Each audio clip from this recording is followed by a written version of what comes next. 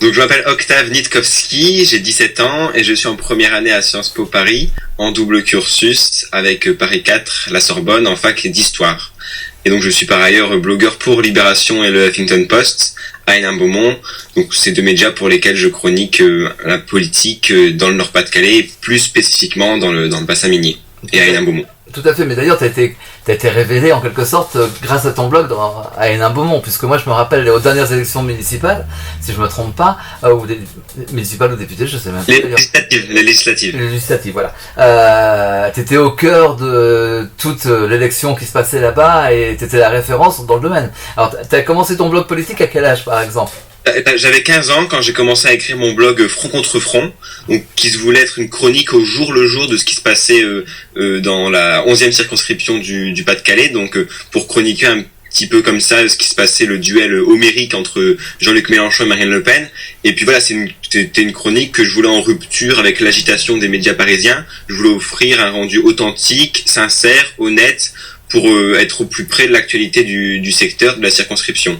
Et donc sur ce blog, j'ai révélé notamment l'affaire du faux tract en arabe. Et donc suite à cette révélation-là, Libération, la rédaction web de Libération m'a remarqué et m'a proposé d'avoir un blog chez eux. J'ai bien évidemment accepté la proposition et donc j'ai un blog maintenant hébergé sur le site de libération.fr, s'appelle À l'ombre des terris. Donc là, il ne s'agit plus vraiment de faire une chronique ni de l'analyse politique, mais faire davantage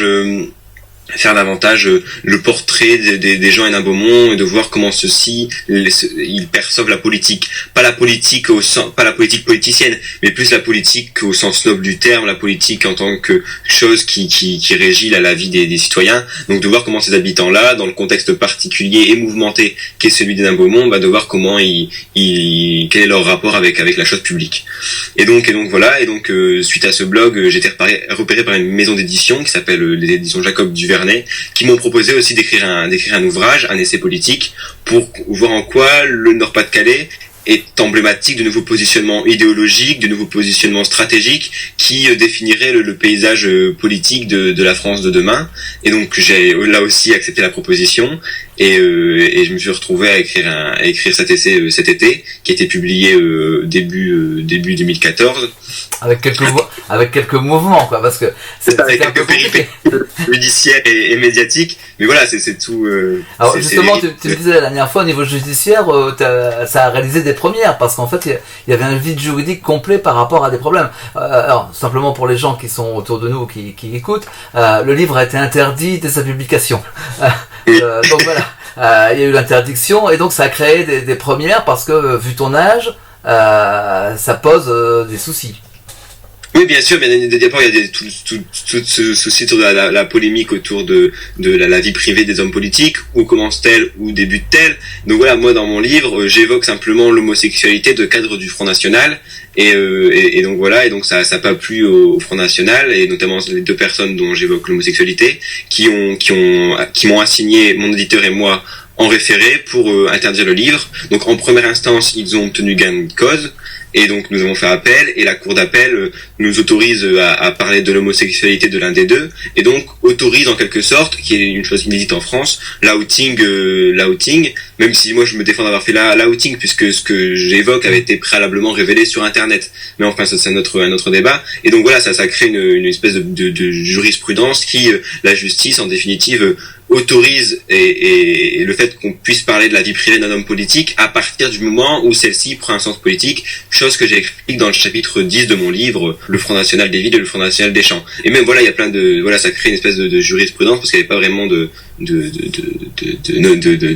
loi proprement parlée sur l'homosexualité des hommes politiques, et donc c'est marrant de comment à mon humble niveau je peux contribuer comme ça au débat public, et à créer du débat, et aussi à créer de nouvelles positions. C'est ça qui est amusant.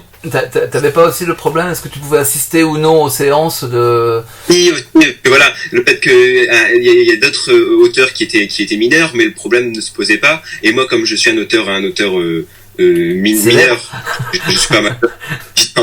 et donc voilà, donc lors de mon passage devant la juge en référé, voilà, la question se posait de savoir si moi, en tant que mineur, je pouvais assister, parce que je ne suis pas représenté par un avocat, c'est l'avocat de ma maison d'édition, et donc savoir est-ce que je pouvais assister au tribunal, au passage devant la juge des référés, parce que voilà, la situation ne s'était jamais posée, et d'avoir un auteur mineur avec une procédure d'interdiction de livre face à lui, donc il fallait réagir, et donc la juge a demandé à la partie adverse, donc les deux membres du Front National, de savoir si je pouvais assister, et puis ça posait de problème à personne, et j'ai pu assister en toute légalité au procès. Donc c'était voilà, il y avait un vide juridique là aussi. Savoir est-ce que je pouvais ou non assister en tant que auteur non majeur d'un livre avec une procédure d'interdiction référée. Donc voilà, non mais c'est ça qui est intéressant de voir que voilà, je contribue comme ça à des choses nouvelles et inédites. Alors c'est vrai que moi je t'ai lu ton livre en plus, et c'est vrai que moi je retrouve tout à fait l'esprit des blogs à l'origine, et une manière de parler très politiquement incorrecte d'ailleurs, où un chat s'appelle un chat, quoi. On tourne pas autour du pot et on y va direct, quoi. Exactement, il y a pas de fioriture ni de j'embaume pas la chose. Je veux aller directement à l'essentiel. Voir d'une façon voilà authentique et sincère la vie politique, notamment la question du Front National à Hénin-Beaumont et dans le Nord-Pas-de-Calais. Donc c'est ça qui m'intéressait à l'origine, et moi je veux analyser la chose concrètement, même si on me reproche parfois que c'est une analyse froide, mais voilà, mais c'est un langage qui est nécessaire pour analyser sereinement quelque chose qui peut être polémique, quelque chose qui peut être ambigu, et moi c'est ce que je voulais faire, et je pense que c'est le résultat tel que je le perçois, j'en suis content, j'en suis fier. Mais voilà, non mais il y a une volonté de ma part même si vous pouvez percevoir ça comme du politiquement incorrect, moi je le perçois peut-être pas comme ça, parce que moi voilà, je sais. Mais est-ce que justement, je vais rebondir sur ça, est-ce que c'est pas justement la nouvelle donne par rapport aux jeunes? C'est-à-dire, est-ce que tu considères pas que les jeunes, ce qu'on appelle la génération il y a un effet de génération, en fait, c'est indéniable. Moi je perçois peut-être pas les choses comme les générations pouvaient le faire auparavant. Peut-être que les générations plus anciennes entre guillemets avaient peut-être plus tendance à prendre les choses avec des pincettes et à réfléchir plus longuement, tandis que voilà, même si moi aussi je réfléchis plus longuement à la chose, il y a peut-être moins de questions qui se posent, et ça je pense que c'est aussi dû à l'espèce de nature insouciante de la jeunesse, de pas se poser de questions et d'y aller franco et de jouer franc jeu et de pas Moi j'irais même plus loin. Est-ce que t'as pas l'impression qu'on est en train de changer les codes et les modes de communication avec votre génération Z, donc les 0-20 ans, quoi, grosso modo? Est-ce qu'il n'y a pas un bouleversement complet par rapport à ça? C'est-à-dire qu'avant on était habitué à fonctionner avec certains schémas d'écriture, de moyens d'expression, de communication, etc. Et est-ce que vous êtes tout au début simplement, mais est-ce qu'on n'est pas dans les prémices de ce gros chamboulement qui arrive, quoi? Exactement, ça contribue un peu à bouleverser tout le mode de l'écriture de demain, et je pense que mon essai contribue à ça. Au-delà de toute la nature d'analyse politique qui est dans mon livre, je pense que la forme que je prends lorsque je parle de politique dans mon livre, ça définit ce qui se fera demain en matière d'essai de politique ou non. Mais voilà, ça tend à voilà, il n'y a pas de voilà, c'est ça, faut arrêter avec cette espèce de cadre rigide, et faut un petit peu changer la donne en étant un petit peu plus ouvert d'esprit. Et c'est ça aussi, puisque mon travail, comme ça, il est accessible à toutes les générations, à des gens qui s'intéressent, qui ont une culture préalable de politique ou pas. Et donc ça qui est bien, voilà, comme je suis ni un sociologue, ni un politologue, ni un journaliste, mais juste un étudiant qui est passionné de politique, et ben voilà, il y a tout le monde peut se retrouver dans mon travail, et c'est un travail qui, je pense, est accessible, et je pense que c'est cette nouvelle langage, ce nouveau langage, cette nouvelle forme d'écriture, je pense que c'est nécessaire à la vulgarisation d'une nouvelle forme de pensée. C'est ça qui est agréable. Alors moi je rebondis justement sur ce que tu viens de me dire, tu viens de parler d'évoquer des métiers.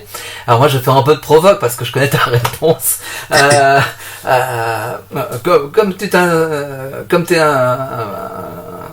t'interviens énormément dans tout ce qui est politique, dans tout ce qui est journalisme, etc. La question qu'on peut se poser, c'est est-ce que tu veux devenir soit homme politique, soit journaliste, en fonction de ce que tu fais justement. Non, pas spécialement. Moi, voilà, tout ce que je fais aujourd'hui en tant qu'acteur, c'est vrai, de la vie politique, de la vie journalistique, c'est pas par arrivisme. Moi, je fais pas ça pour avoir un poste plus tard ou quoi que ce soit. C'est pas du tout par arrivisme. C'est juste parce que c'est un loisir comme un autre qui me plaît. Ça prend certes des proportions que je n'imaginais pas, mais voilà, c'est juste un loisir. Je fais ça en plus de mon temps de autrefois lycéen, maintenant étudiant. C'est quelque chose en plus, et c'est pas forcément ce que je ne veux pas forcément en faire ma vie. Voilà, le fait que j'ai un blog pour Libération, ça ne signifie pas que je suis journaliste, que je suis ou que je serai journaliste pour Libération. Ça n'a rien à voir. C'est juste un loisir comme un autre, qui là, en l'occurrence, est un peu particulier parce que c'est un contexte politique local qui est particulier,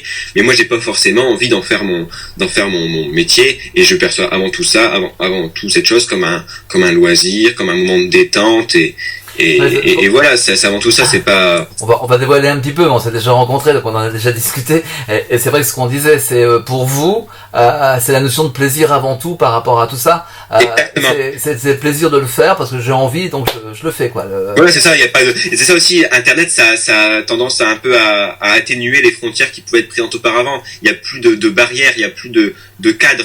Dès qu'on a envie de faire une chose, on se lance directement et on est directement confronté au monde dans toute sa globalité, dans toute sa complexité. Et c'est ça qui est intéressant. Voilà, moi, si j'ai pu écrire un livre aujourd'hui à l'âge de 17 ans, c'est bien parce que j'avais un compte Twitter actif où je commentais auparavant l'actualité, puis ensuite j'ai eu un blog, etc. Donc c'était voilà, parce que une fois que je me suis intéressé à la politique, je me suis inscrit sur Twitter pour commenter et analyser la politique. Et puis voilà, il y a plus de barrières, et il y a plus de cloisonnement, et dès qu'on a envie, dès que ça nous fait plaisir quelque chose, on se lance directement. Et Internet a tendance à permettre d'exprimer notre liberté et exprimer notre moi tel que l'on est directement, sans masque, en fait. Alors, on va clore un petit peu cette interview. Alors, comme on est dans un cadre particulier avec les journées du contenu web, et que le public aujourd'hui, c'est principalement des gens qui font de la rédaction web pour les contenus proprement dit, quel serait pour toi le conseil par rapport à ta génération, quel conseil que tu pourrais leur donner? Qu'est-ce qui pourrait intéresser les gens, ou qu'est-ce qui pourrait leur faire créer du contenu qui soit intéressant pour les gens? Je pense pas, faut pas se positionner dans cette perspective d'intéresser les gens. Faut pas avoir une espèce de démagogie en disant je fais quelque chose pour plaire aux gens. Moi, c'est ce que je fais, je fais parce que ça me plaît d'abord à moi, et j'ai pas envie de plaire forcément à quelqu'un. Je fais ça parce que ça me fait plaisir. Ça me fait aussi plaisir de recueillir des propos positifs et des critiques, des remarques qui vont dans le bon sens. Mais moi, je fais avant tout ça pour moi, parce que ça me fait plaisir. Et je pense aussi que ce plaisir transparaît à travers mes écrits et à travers ce que je fais. Et donc, le conseil que je peux donner, justement, c'est d'écrire par plaisir, et de faire transparaître le plaisir, et de faire ce dont on a envie. Et voilà. Et c'est pas, le but, c'est pas de se forcer à faire quelque chose pour faire plaisir aux autres systématiquement. Moi, voilà, je fais ça sans arrière-pensée, c'est juste parce que ça me fait plaisir, et ça me détend, et ça m'éclate de faire ça, c'est tout. J'ai posé plus loin ton raisonnement, parce qu'il y a des gens qui seront dans la salle qui travaillent pour des entreprises, y compris pour des entreprises. Donc c'est-à-dire que je veux vendre des produits pour une marque. Si je crois pas dans ces produits-là, ça sert à rien que j'écrive pour eux. Exactement. Bien évidemment, il faut croire en la chose, il faut avoir la poigne et l'envie de ce qu'on fait pour pouvoir aller plus loin. Je pense que c'est la base, surtout sur Internet, parce que ça se ressent d'autant plus, j'ai l'impression, comme il y a un foisonnement d'informations. Il faut vraiment aller, et voilà.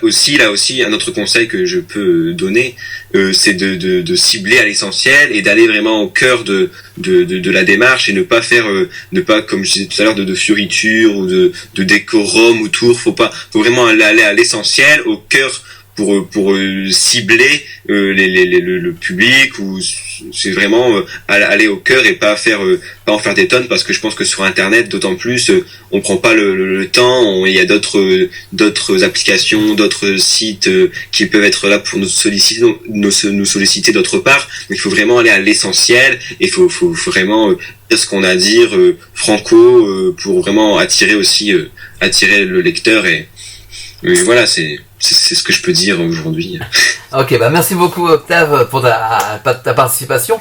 Puis de toute manière, nous on reste en contact parce qu'on a un petit projet éventuellement de faire un samedi après-midi quelque chose tous ensemble sur la génération Z. Avec plaisir. Comme ça, tu pourras revenir de Paris pour être parmi nous. Eh ben merci beaucoup et bonne fin de journée et à bientôt. Au revoir. Merci, au revoir.